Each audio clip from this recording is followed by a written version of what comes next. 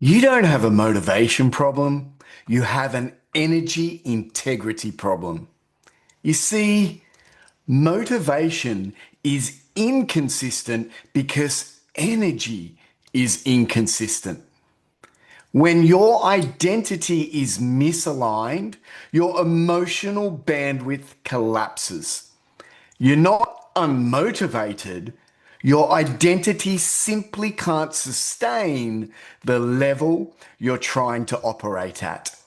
And this is why research shows more than 80% of people experience burnout. Let's make sure you're not a statistic. Check your energetic integrity now by getting your free identity blueprint. The link's in my bio or down below. You're going to want to know this, so go get it now.